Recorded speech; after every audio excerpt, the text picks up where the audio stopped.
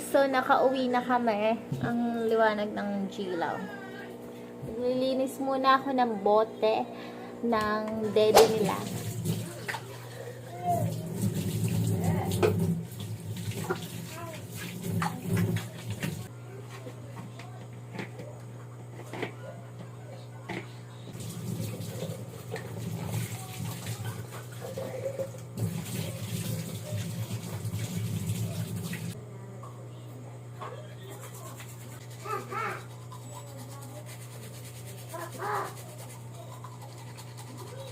The next day.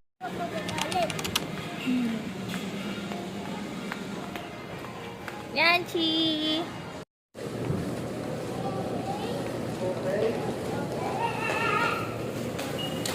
Hello guys, so kauuwi lang namin.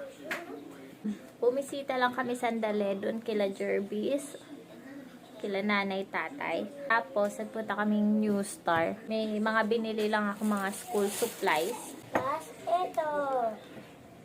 Bumili siya ng toys. Bumili sila ng toys. Tapos, bumili ako ng spray paint na white para matapos ko na yung, yung aparador na pinapaint ko, yung cabinet na pinapaint ko. So, bumili na ako ng spray paint na white.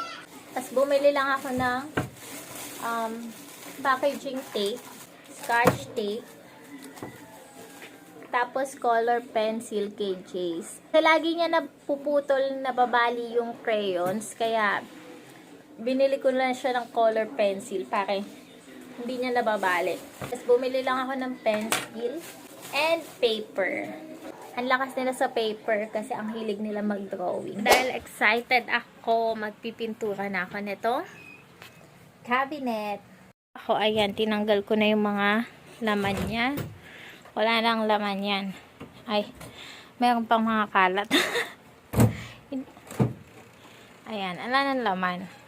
Tapos, ayan na, nakatambak na siya dyan. Lahat ng laman ng cabinet. So, syempre, nakamask tayo kasi mabaho tong spray paint. Compare dun sa mga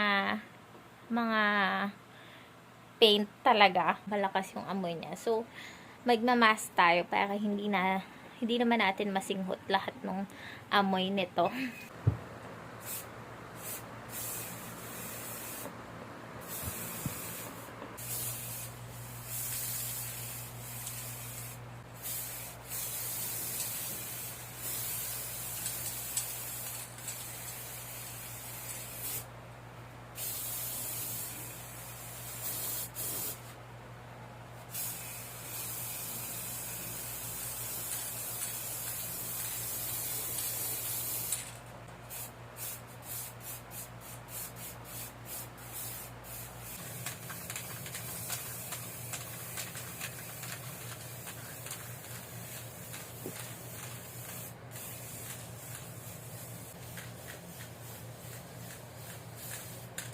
Sobrang baho ng spray paint.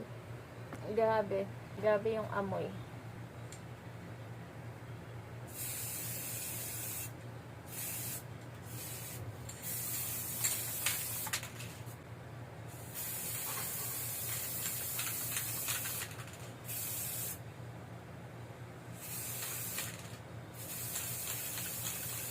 Nyo guys kung gaano ka dumi pala. Oh my god, di ko in-expect. Ayan na siya. At least naging white na siya.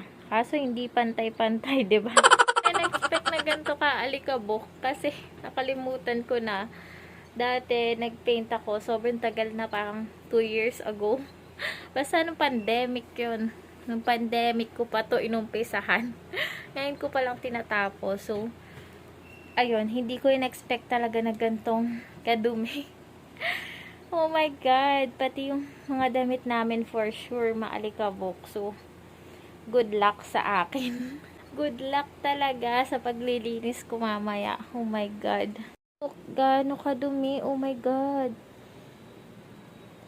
Super. Ang dami niyang, alikabok. Pero I'm so happy. Ayan, yung harap lang yung pinaint ko kasi hindi naman nakakasya yung dito sa may gilid and sa likod. So, Okay lang yan. Next time na lang yung gilid. Medyo mukhang hindi pantay-pantay.